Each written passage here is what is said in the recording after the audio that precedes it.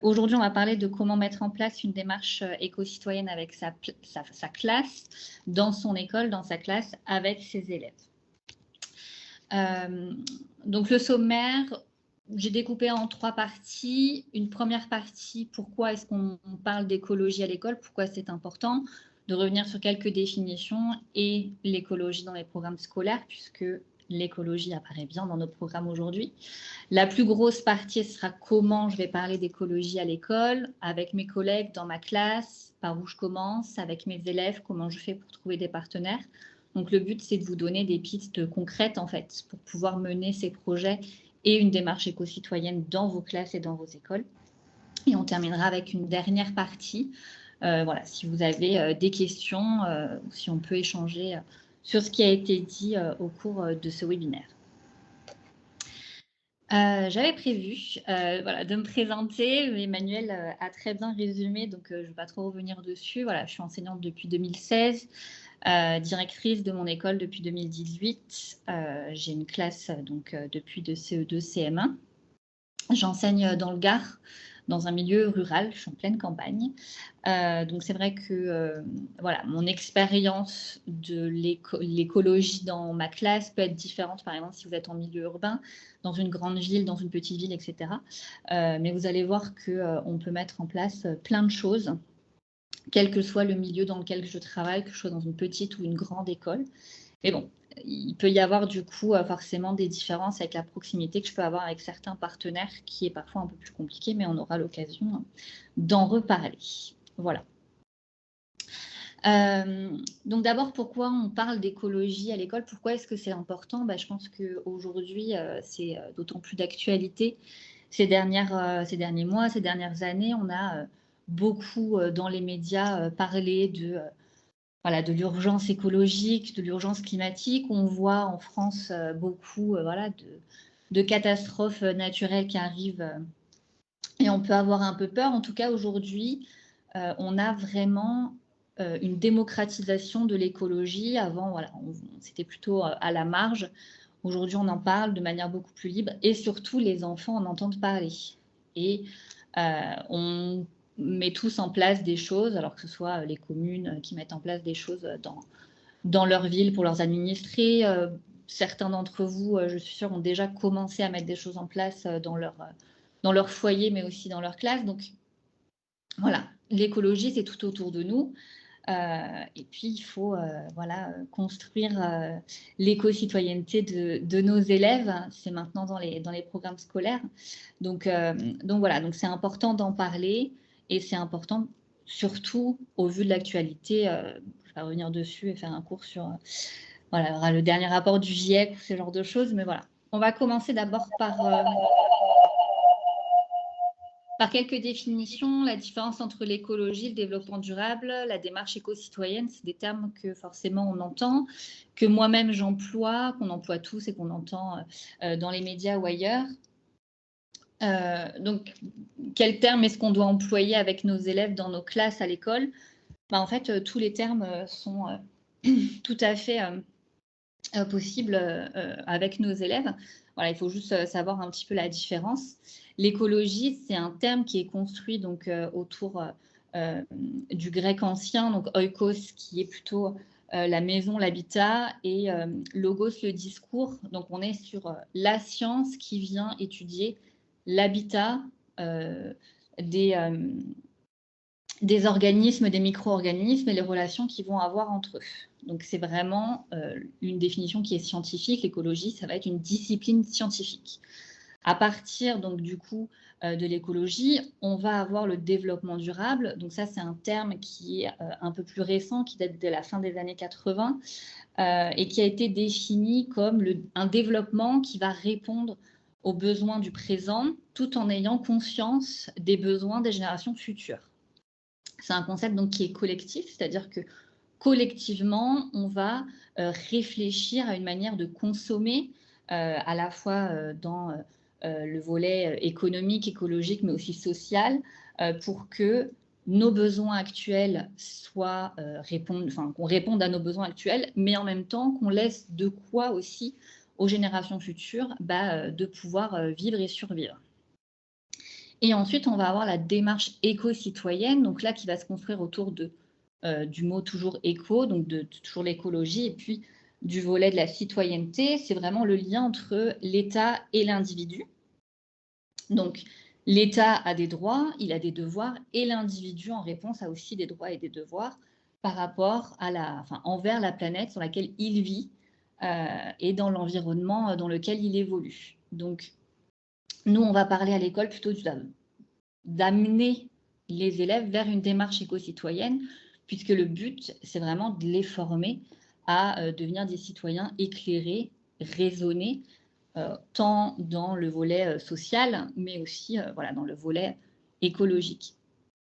Chaque citoyen doit se comporter quotidiennement en acteur de la préservation de l'environnement, avec notamment à travers notamment des éco-gestes dont on entend beaucoup parler en ce moment avec la crise énergétique.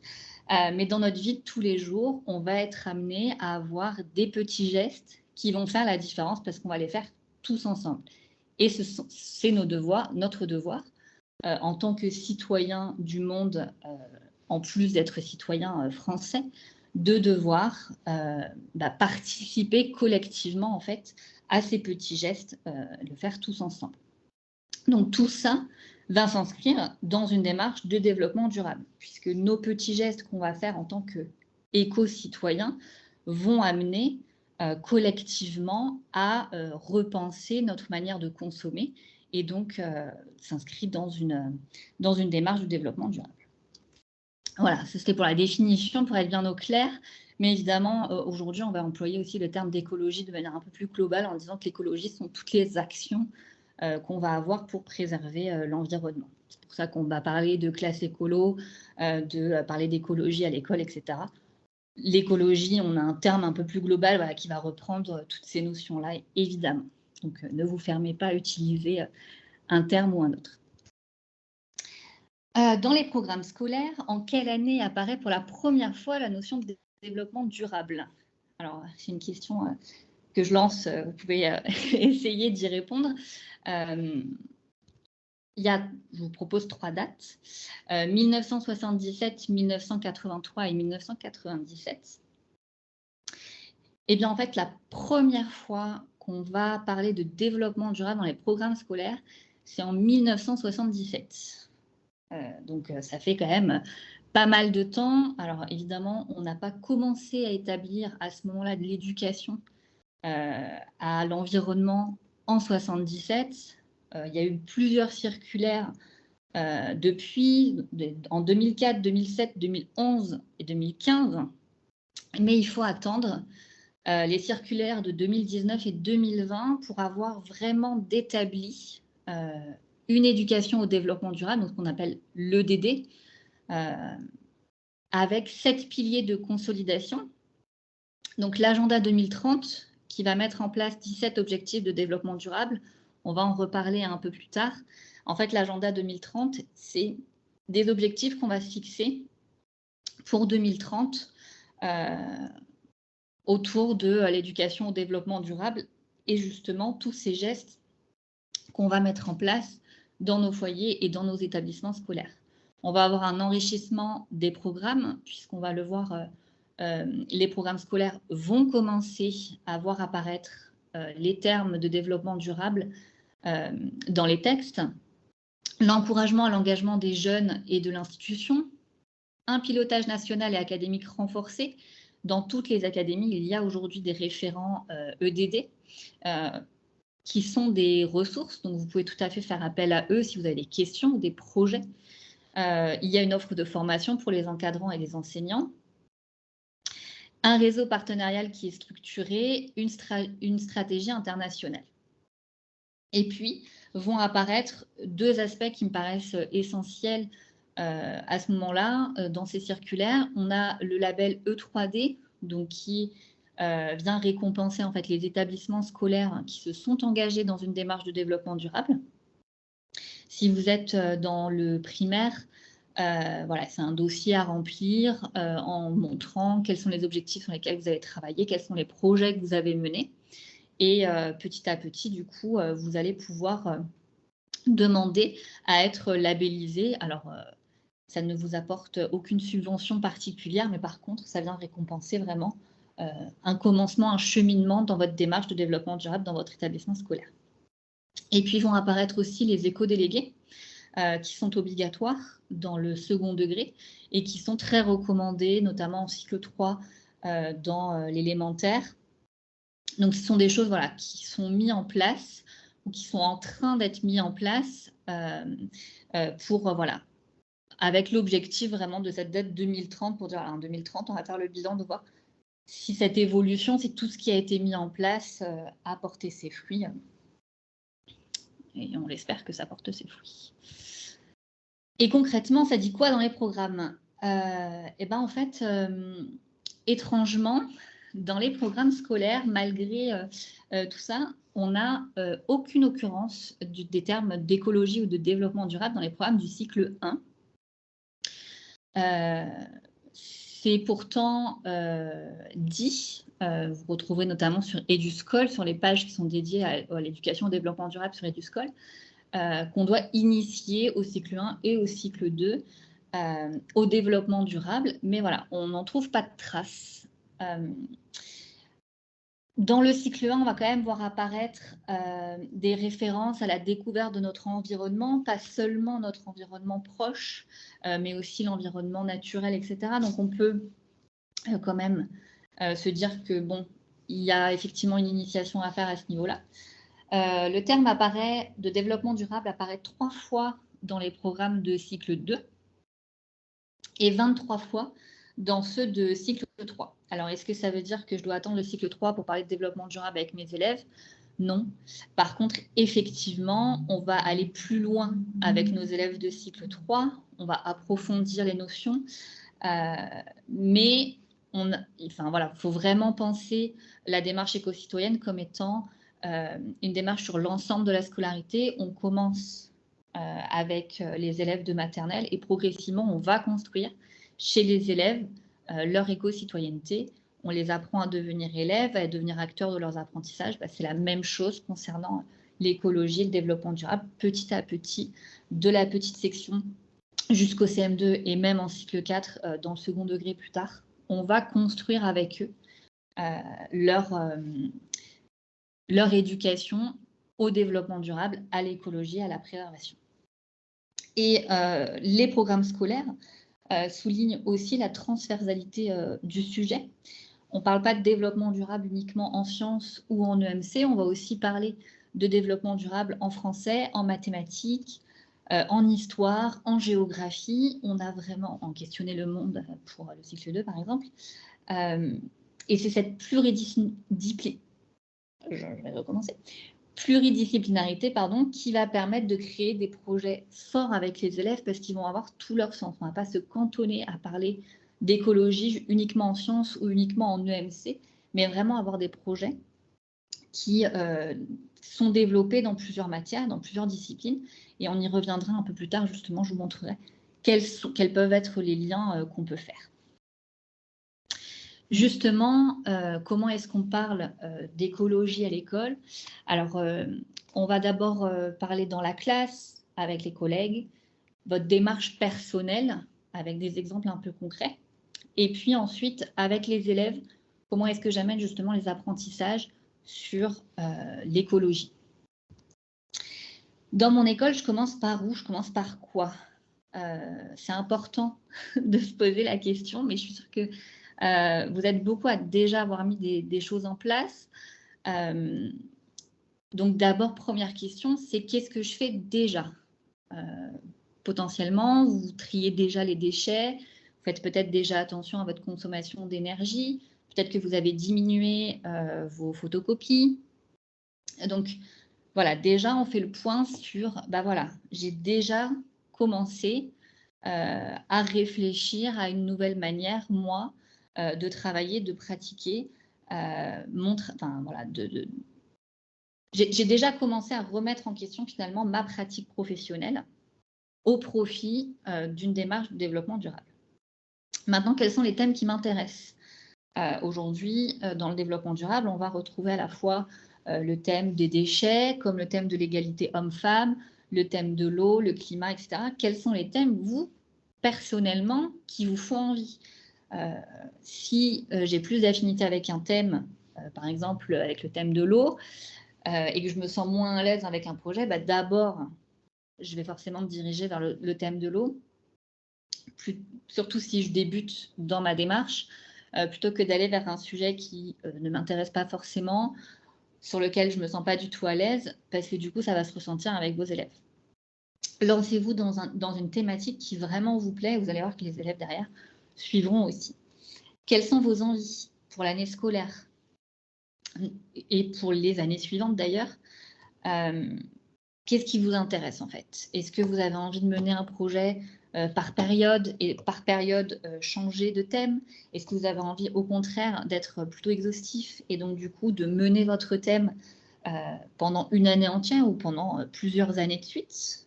Moi, c'est ce que je fais par exemple, c'est que je garde mes élèves d'une année sur l'autre, une partie de mes élèves d'une année sur l'autre. Et donc, du coup, j'essaie de développer un thème pendant 2-3 ans pour pouvoir vraiment aller jusqu'au bout et essayer d'être le plus exhaustif possible. Alors, bien sûr, on ne peut pas tout faire. Mais voilà, si vos envies, c'est plutôt la classe dehors, si votre envie, c'est plutôt de faire quelque chose autour de l'art, de faire une exposition avec vos élèves, voilà, qu'est-ce que vous avez envie de faire? Et ensuite, de voir quel lien est-ce que vous pouvez faire avec votre thème, évidemment.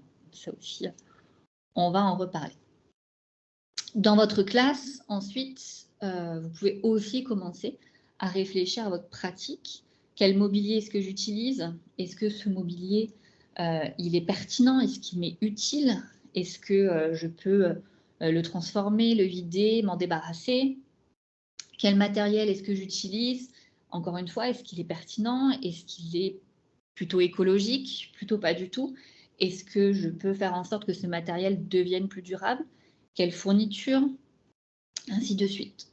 On peut se poser et faire le tri. Souvent, on hérite de classes où il y a déjà énormément de matériel. Quand on reste longtemps dans sa classe, on entasse. On est enseignant, on garde toujours tout au cas où. Mais malheureusement, à force d'entasser, en fait, on se retrouve souvent avec du matériel dont on n'a pas du tout l'utilité, qui nous encombre plus qu'autre chose. Et l'écologie aussi, c'est pas toujours se dire je garde tout parce que je sais que je vais le réutiliser. C'est aussi au moment de dire ok, on fait place nette, je vais garder uniquement ce que je suis sûre de réutiliser. Le reste, je vais le donner, je vais le troquer avec des collègues pour que ce soit clair dans ma tête et que chaque chose que je vais garder, je sais que je vais l'utiliser derrière. Garder des déchets pour garder des déchets, ça ne sert pas à grand-chose, à part à vous encombrer. Pour les fournitures des élèves, là, on va arriver dans une période où il faut faire les commandes, on va réfléchir à ce qu'on va utiliser comme matériel. Toujours, moi, je me pose la question de la pertinence. Est-ce que, par matière, je suis obligée d'avoir un support différent? Un cahier de maths, un cahier de français, un cahier de sciences. Est-ce que vous, dans votre pratique, quand vous avez un cahier de sciences, est-ce qu'à la fin de l'année, votre cahier de sciences, il est rempli? Est-ce qu'il reste encore des pages qui n'ont pas été utilisées? Si c'est le cas, peut-être que le support ne convient pas. Et donc, comment est-ce que je peux faire justement pour repenser ma pratique en utilisant un support beaucoup plus adapté et qui me permettra en fin d'année de ne pas avoir à rajouter des cahiers à moitié vides? Est-ce que mon support, est-ce que je dois obligatoirement avoir un support par élève? Par exemple, c'est pour ça que je vous ai mis des photos de moi, ma pratique personnelle, qui n'est, voilà, à titre d'exemple. Dans la photo au milieu, vous avez les mémos, des mémos de leçons en fait, dans lequel on retrouve toutes les leçons de maths et de français. Je n'ai pas un mémo par élève. Ce sont des mémos de leçons qui sont disponibles dans ma classe, que les élèves peuvent à tout moment utiliser, ou pour s'entraîner, ou pour relire une leçon, ou bien on va découvrir tous ensemble une leçon et deux par deux, ils vont avoir le mémo à côté d'eux. Mais je ne trouve pas que ce soit pertinent, moi personnellement dans ma pratique, que chaque élève ait un mémo. Et c'est un mémo ensuite que je vais pouvoir réutiliser d'une année sur l'autre. Donc voilà, donc j'ai un mémo pour 2 élèves, 3 élèves. parce que dans ma pratique, je n'ai pas besoin d'avoir à multiplier les supports. Ça m'évite notamment d'avoir des cahiers de leçons qui ne vont pas être utilisés par mes élèves toute l'année, qui vont être rejetés à la fin de l'année. On peut réfléchir à une toute autre manière de travailler. Je sais qu'il y a des collègues qui ont un cahier de leçons, par exemple en français, par cycle. Donc, qui va être commencé, par exemple, au CP. Et puis, la collègue ou le collègue de CE1 va poursuivre le cahier en continuant les leçons, et ainsi de suite. Et on peut même repenser ce cahier jusqu'au CM2, par exemple. Et donc, au lieu d'avoir un cahier par an avec les leçons, souvent les mêmes qui reviennent, eh ben, on pense sur l'ensemble de la scolarité ou bien par cycle. Et donc là, du coup, avec les collègues, on peut réfléchir justement à une harmonisation des pratiques. On a ensuite la possibilité voilà, d'avoir, parce que moi, j'invente rien, des affichages qui sont collectifs, qui sont créés collectivement. Ça évite d'avoir à tout écrire dans un cahier. Par exemple, les leçons, elles sont institutionnalisées sur une affiche. Je n'ai pas forcément besoin d'avoir un cahier de leçons sur lequel je vais la mettre, par exemple. Dans mes supports, cette année, j'ai testé les cahiers coupés en deux. C'est ce que vous voyez à droite sur l'image. Ce sont les cahiers de brouillon en fait, que j'ai coupés en deux avec un format à l'italienne. Ça revient à rien du tout. En bas, ce qui est en bleu, ce sont les cartes lustrées que j'utilise comme protège-cahier, pardon. Et en fait, ces cahiers, c'est un cahier de lexique et un cahier de résolution de problèmes. Voilà, je fais d'énormes économies. Au lieu d'avoir un cahier qui ne va pas forcément être rempli au fur et à l'année, je l'ai coupé en deux. Et là, je suis sûre que ce cahier de brouillon, il va être utilisé pour chacun de mes élèves. On peut imaginer une toute autre utilisation de ce type de cahier. J'avais par exemple pensé à un cahier de lecture, etc., un cahier d'observation, un cahier de classe dehors. Voilà. Mais voilà, on peut trouver des solutions, des alternatives à l'utilisation de supports. On peut aussi imaginer qu'un cahier soit partagé entre deux élèves. Tout dépend du type de fourniture que vous voulez utiliser. Ensuite, on peut aussi se poser la question, est-ce que je veux faire des photocopies? Est-ce que je préfère faire des photocopies? Ou bien plutôt j'utilise des fichiers? Moi, j'ai un peu de mal avec l'idée de coller du papier sur du papier, donc j'essaye de le faire le moins possible. Donc, j'ai supprimé le plus possible de cahiers sur lesquels mes élèves devaient coller des polycopiés, en fait. Donc, je le fais très peu. Et j'essaye de le faire uniquement quand c'est nécessaire et uniquement sur des formats A5 au maximum. Donc, j'essaye de mettre le plus possible d'exercices sur une même page. Sinon, j'utilise des fichiers. Alors, ça dépend aussi de votre budget, évidemment. Mais en termes d'écologie, c'est toujours mieux d'avoir un fichier de travail pour les élèves. Encore faut-il trouver le fichier qui vous serait le plus utile, évidemment. Que si vous comptez économiquement aussi le prix d'un cahier. Généralement, quand vous avez un cahier de jour, vous en utilisez plusieurs dans l'année.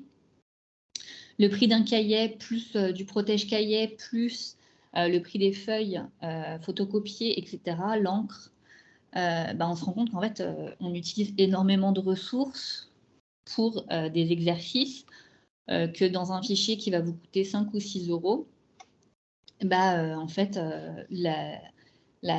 économiquement, ça vous reviendra moins cher, même si sur le coup, ça paraît très coûteux.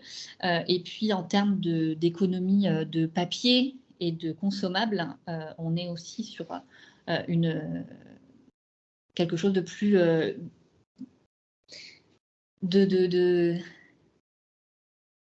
J'ai perdu mes mots. On est quand même sur quelque chose d'un peu plus écologique, en tout cas un peu plus durable. Voilà. Après, vous n'êtes pas obligé de le faire sur toutes les matières. J'utilise par exemple un porte-vue pour tout ce qui est culturel, donc l'art, la poésie, l'anglais, les chansons, etc. Là où je vais avoir plus de polycopiés. Mais voilà, pour éviter de coller ça dans un cahier, on met tout dans un porte-vue. Et ce porte-vue, on l'a pensé par cycle. Donc, il va être pour continuer les années suivantes. Pour tout ce qui est histoire, géographie, où là aussi, on va avoir énormément de ressources papier, on va tout mettre dans un classeur. La même chose, ça évite de coller du papier sur du papier, de coller mes polycopiés dans des cahiers. Donc moi, je suis plutôt en cycle 3, mais j'ai aussi des élèves qui ont des cahiers d'écriture. Pareil, j'utilise des fichiers. Je sais par contre que, par exemple, les collègues de CP ont tendance à utiliser des cahiers parce que plus adaptés à l'écriture des élèves, aux gestes graphiques, et puis ce sont eux qui vont faire le modèle à la main. Ça peut être aussi évidemment une solution. Ça demande énormément de préparation, mais on évite de coller encore une fois du papier sur du papier pour des modèles, etc. La fourniture de mes élèves, est-ce qu'elles doivent être individuelles, collectives?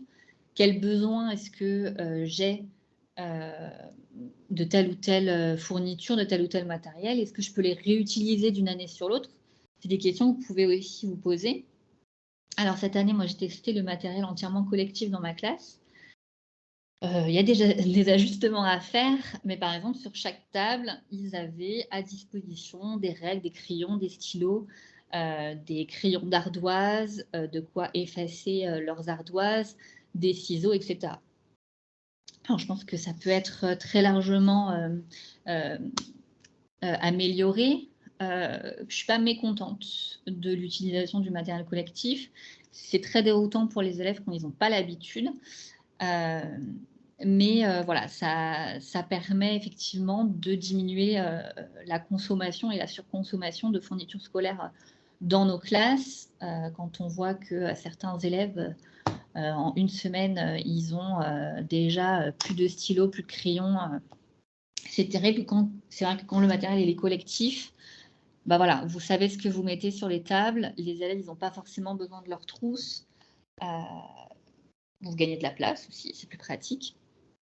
Mais voilà, il faut vraiment un système pour bien gérer que bah voilà, le matériel ne disparaisse pas non plus. Après, dans le matériel qui disparaît, qui est cassé, etc., il est toujours moins important que quand le matériel est individuel. Moi, depuis le début de l'année, alors maintenant je suis en arrêt maladie pour mon congé maternité, mais jusqu'ici, voilà, j'ai peu perdu de matériel. Il y a peu de matériel qui a été détérioré, pardon. Et c'est du matériel que je vais pouvoir réutiliser d'une année sur l'autre. Donc, ce que vous voyez par exemple sur la photo à gauche, donc sur les bureaux, les vaporisateurs pour effacer donc, les crayons d'ardoise, je les ai depuis 3 ans. Les cols rechargeables, c'est pareil. Depuis 2 ans maintenant, on les utilise. Les crayons d'ardoise sont les mêmes que ceux de l'année dernière. Et après, tout ce qui va être stylo, crayon. Alors, les crayons et les stylos bleus sont beaucoup plus utilisés.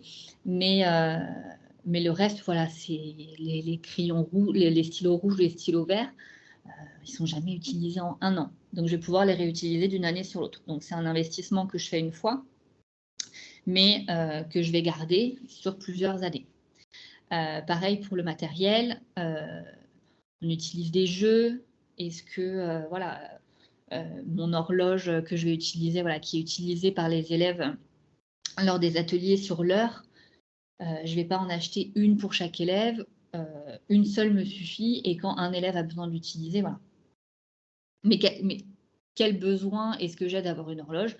Voilà, pour mon atelier de manipulation, pour mes élèves qui, en cycle 3, auraient du mal encore à manipuler l'heure. Mais peut-être qu'en cycle 2, quand vous débutez la lecture de l'heure, bah, peut-être que là, par contre, une horloge par élève ou une horloge pour 2 élèves ou pour 5 élèves, par exemple, c'est plus pertinent. Donc voilà, posez-vous vraiment les questions sur votre pratique, vos besoins, les besoins des élèves, sur quel matériel ensuite je vais pouvoir, dans lequel matériel je vais pouvoir investir, lequel matériel je ne peux pas me passer. Et quel matériel, du coup, va pouvoir être mis collectivement et non pas pour chacun de mes élèves, puisque du coup, ça fait consommer et surconsommer des produits souvent plastiques, malheureusement. Justement, sur la plastification du matériel, on a tendance à beaucoup plastifier nos ressources, que ce soit quand on utilise des jeux dans nos classes, que ce soit des fois des fiches d'exercice, voilà, on les plastifie, comme ça les élèves peuvent faire au feutre d'ardoise dessus. Est-ce que c'est vraiment nécessaire? Pas toujours. Quelles alternatives est-ce qu'il existe? J'ai arrêté de plastifier cette année. Je plastifie de moins en moins. Alors, j'ai déjà beaucoup de ressources qui sont plastifiées, donc ça s'explique aussi. Mais dans le matériel quotidien que j'utilise avec mes élèves, maintenant, j'évite de plastifier. Donc, qu'est-ce que je vais utiliser à la place? J'ai trouvé ces sortes de feuilles plastiques très rigides, beaucoup plus rigides que nos pochettes plastiques qu'on utilise dans les classeurs, par exemple, dans lequel on glisse une feuille papier. Et les élèves peuvent écrire dessus et effacer comme sur une ardoise. Je trouve ça très pratique, notamment parce que du coup, j'en ai acheté plusieurs et je peux changer régulièrement la feuille d'exercice qui est à l'intérieur. Donc du coup, au lieu de plastifier à chaque fois mes exercices, j'imprime une fois, je mets dans la fiche et les élèves peuvent s'entraîner. Ça m'évite de multiplier comme ça la plastification. De la même manière, sur des jeux de manipulation, donc là, ce sont des cartes que les élèves vont manipuler. Je n'ai pas plastifié ces cartes. J'ai utilisé donc le papier qu'on voit à côté qui est un peu plus épais. C'est du 200 grammes par mètre carré, mètre cube, je ne sais plus exactement. Et en fait, le papier est beaucoup plus épais et donc même à la manipulation, même si effectivement les cartes vont être beaucoup manipulées par les élèves, elles sont quand même beaucoup moins abîmées et ça m'évite de passer par la plastification. Ça peut être une alternative pour vos jeux de cartes, par exemple, pour des plateaux de jeux que vous allez sortir, mais dont les élèves vont sortir une fois, ils vont le poser sur la table. Est-ce que ça a besoin d'être plastifié quand ils vont poser leur pion dessus? Bon. Il faut juste s'assurer, par contre, que effectivement l'imprimante que vous allez utiliser pour l'impression de vos jeux ou de vos ateliers, vous allez pouvoir effectivement utiliser ce papier un peu plus épais. Toutes les imprimantes ne sont pas adaptées. Donc, vérifiez. Faites un essai. Les 250 feuilles, j'ai pas de partenariat, mais les 250 feuilles m'ont coûté, je crois, 8 €, quelque chose comme ça, pour du matériel du coup, que je vais pouvoir réutiliser plusieurs années. Et je trouve que ça vaut plutôt le coup. Voilà. Diversifier vos modalités de travail, ça permet aussi de repenser sa pratique, de repenser le matériel que je vais utiliser et de voir effectivement que je n'ai pas toujours besoin d'acheter du matériel pour pouvoir effectivement travailler en classe. Alors évidemment, vous allez avoir le travail en atelier, la classe flexible, la classe dehors, le numérique qui prend aujourd'hui beaucoup de place. On a beaucoup d'applications numériques. Alors évidemment, on peut se poser la question du stockage des données numériques qui sont aussi très, très polluantes. Ça peut être ponctuellement des solutions. Alors, j'ai marqué le travail individuel, travail collectif, travail individuel, travail en groupe. Voilà, il y a plein de manières de travailler avec nos élèves. Certaines de ces modalités peuvent être des solutions dans votre pratique de classe. Moi, je travaille énormément sur l'ardoise.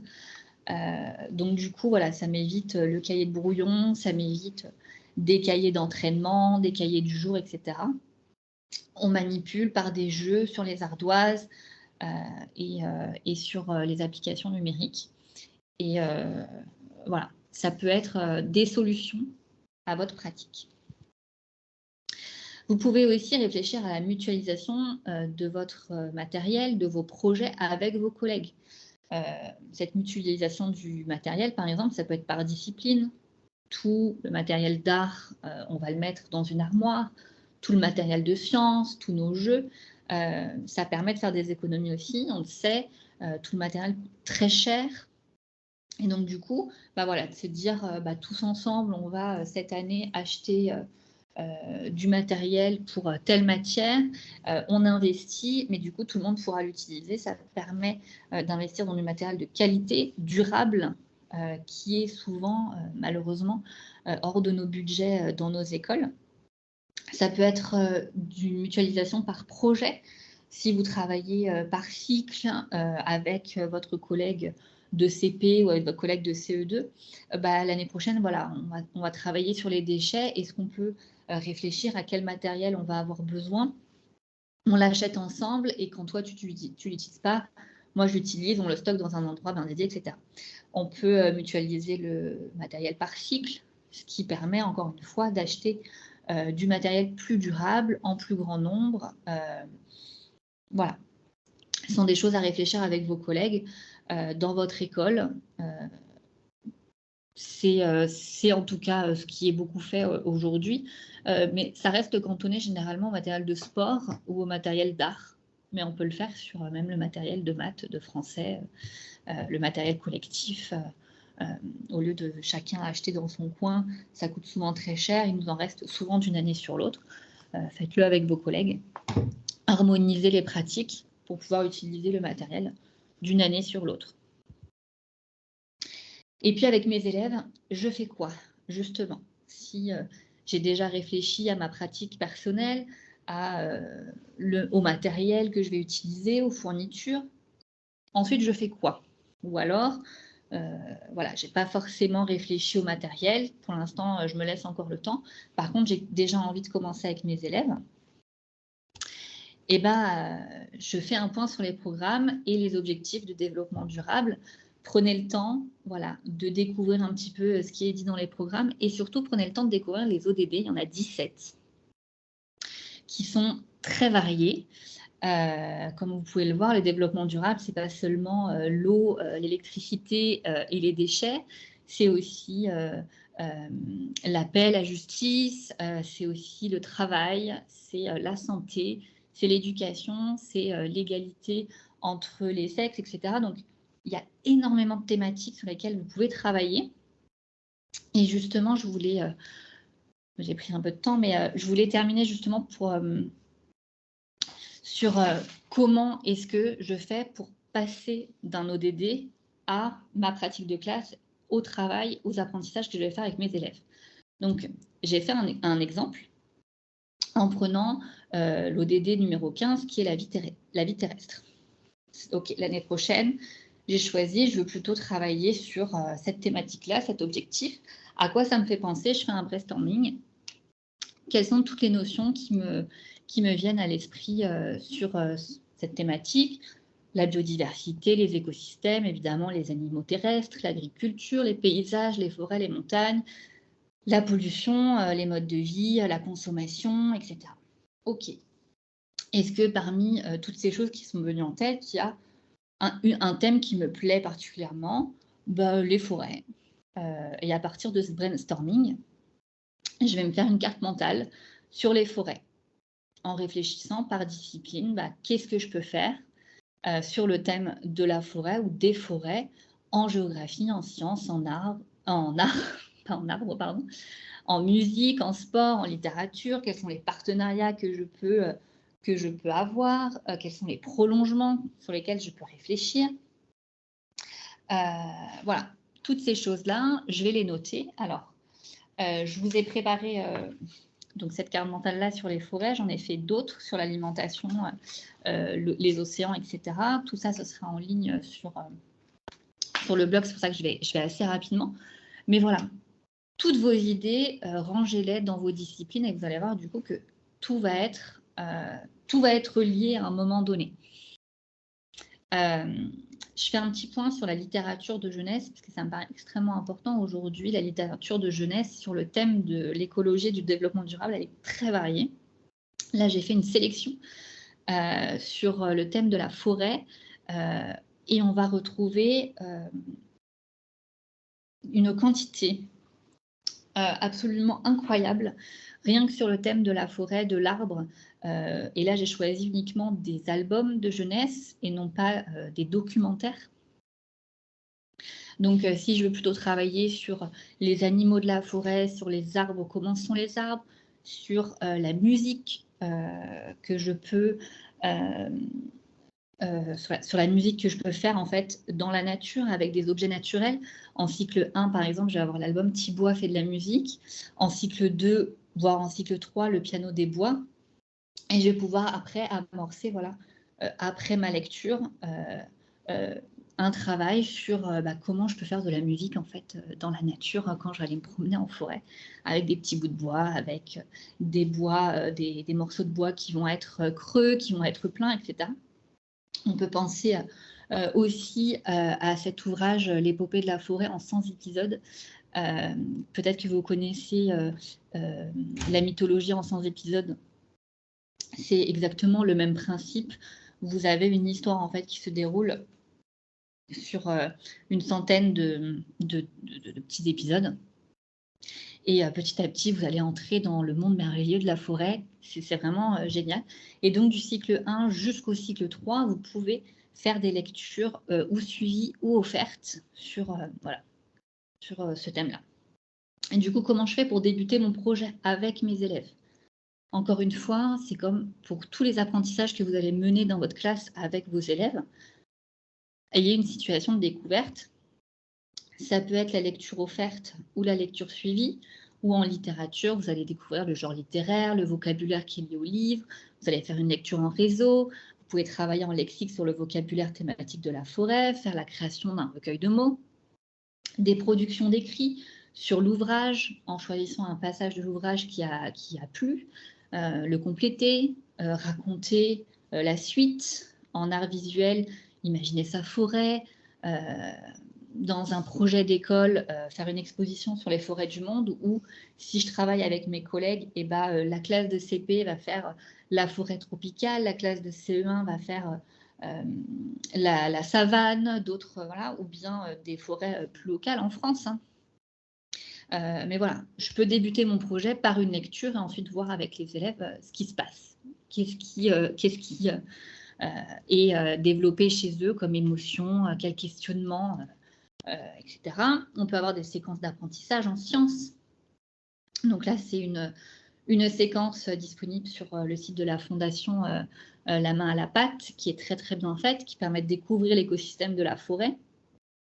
Et donc là, voilà, je vais avoir la séquence complète, les démarches d'investigation, les hypothèses, les expériences, tout le lexique, encore une fois, qui va être lié. En production d'écrit, on peut mener un cahier d'observation, d'expérience, en sport plutôt, voilà, faire des balades en forêt. Voilà, il y a tout un tas de prolongements comme ça que je peux faire, qui me permet, voilà, d'avoir ma situation de découverte. On commence une nouvelle séquence en sciences et puis petit à petit, on va faire le reste. Je peux aussi, de manière beaucoup plus ludique, amener mon projet par le jeu. Donc, par exemple, j'ai fait un escape game qui sera disponible en ligne pour plutôt le cycle 2, Lucien et les petits écolos, où en fait le but, c'est de récupérer des badges sur plusieurs thèmes. Voilà, donc ça me permet, seul, en groupe ou en classe entière, hein, tout dépend de vos modalités de travail, d'amener de manière un peu plus ludique le thème que vous voulez aborder avec vos élèves, et puis après, voilà, de discuter avec eux de ce qu'ils ont retenu, etc. Vous avez aussi des jeux de cartes chez Hachette. Il y a le jeu Action Planète, qui est très très bien fait, plutôt pour cycle 3. Les BioViva, qui sont des éditions très, très très bien, avec beaucoup de jeux de cartes sur les animaux, sur la planète. Vous avez aussi les défis Ma Petite Planète, donc c'était en ce moment. C'est en fait tout simplement une série de défis que les élèves vont réaliser individuellement à la maison ou bien collectivement en classe. Et ça crée du lien entre tous les élèves. Ils ont tous envie de se challenger. Donc, il y a vraiment beaucoup de positifs. Vous pouvez aussi débuter votre projet avec un intervenant extérieur parce qu'ils vont apporter une expertise. Les élèves, généralement, ils vont manipuler. Ça peut être voilà, ensuite débuter votre séance en sciences, en EMC, en géographie. Vous allez travailler le langage oral, la production d'écrit. Mais justement, ces partenaires, ces intervenants extérieurs, comment est-ce que je vais les chercher? Où est-ce que je les trouve? C'est souvent le plus compliqué parce que oui, c'est bien d'avoir des intervenants, mais où sont-ils? Pour trouver ces partenaires, je vous conseille en premier, votre partenaire privilégié, c'est la mairie. Parce que la mairie, elle peut vous financer, parce qu'elle peut vous accompagner pour monter des dossiers de subvention auprès des départements, de la région. Elle peut vous donner une aide matérielle, une aide humaine. Par exemple, dans mon école, elle est venue installer des bacs pour le potager. Et puis ensuite, elle a demandé à l'agriculteur local de venir mettre de la terre dans nos bacs. C'est l'employé communal qui a tout géré. Si vous êtes dans une grande ville, vous pouvez, il y a toujours des adjoints qui sont généralement chargés des affaires scolaires ou bien directement chargés du développement durable. Il y en a beaucoup aujourd'hui des communes qui ont des chargés de mission autour de l'écologie. Faites appel à eux. La mairie vraiment peut être une grande ressource pour vos projets sur le développement durable. Les deuxièmes partenaires privilégiés, ce sont les parents, parce qu'eux-mêmes peuvent intervenir dans vos classes. On peut découvrir des métiers qui sont en lien avec le développement durable. Puis si ce n'est pas du tout le cas, ils peuvent venir mener des ateliers dans vos classes. Moi, la première année, j'ai une maman qui est venue mener des ateliers couture dans ma classe pour que chaque élève reparte avec un petit mouchoir en tissu. Bon, après, il y a le Covid. Mais du coup, c'était un moment très, très chouette, très privilégié. Ce n'était pas du tout son métier parce qu'elle était infirmière. Mais voilà, elle a donné de son temps et en fait, elle a fait découvrir sa passion aux élèves qui ont tous adoré, filles et garçons. Ils peuvent donc venir mener des ateliers, ils peuvent faire des dons aussi. J'ai une autre maman qui nous avait fabriqué et offert le matériel pour fabriquer des tawashi. Sont, vous savez, les petites éponges qu'on fabrique à partir de tissus recyclés. Ils peuvent faire des dons aussi. Bon, là, j'avais demandé que les élèves fabriquent des maquettes à partir de déchets. Donc là, les élèves avaient représenté la rivière avec la forêt derrière. Donc, une maquette qui a été réalisée à partir du matériel apporté par les élèves et donc par les parents. Ensuite, vous pouvez chercher dans votre réseau local des interventions qui vont être faites par des associations, des antennes locales comme celle de Zero Waste. Donc Zero Waste, c'est une grosse association en France et ils ont des antennes un peu partout. Et eux, ils vont animer des ateliers, ils vont vous proposer des visites. Ça peut être intéressant. Vous pouvez aussi avoir des interventions de personnes qui travaillent dans des fermes. Là, on avait je ne vais pas retrouver le nom, un monsieur qui avait des ruches et un apiculteur. Voilà. Un apiculteur qui a fait découvrir son métier aux élèves qui ont pu chacun ensuite repartir avec leur petite récolte de miel. Donc voilà, ils ont découvert un métier qu'ils ne connaissaient pas forcément.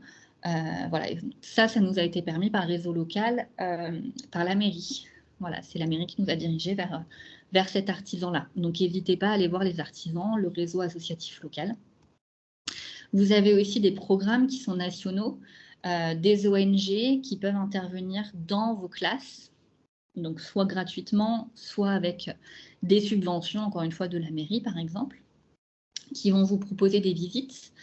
C'est le cas notamment, la petite prise, c'est le programme WATI à l'école, WATI, W-A-2-T-Y, qui vient en fait dans les écoles faire des ateliers pour toutes les classes, donc de la maternelle jusqu'au CM2, sur plein de thématiques différentes. Ça peut être les déchets, ça peut être l'eau, ça peut être l'électricité, l'énergie, le changement climatique, etc.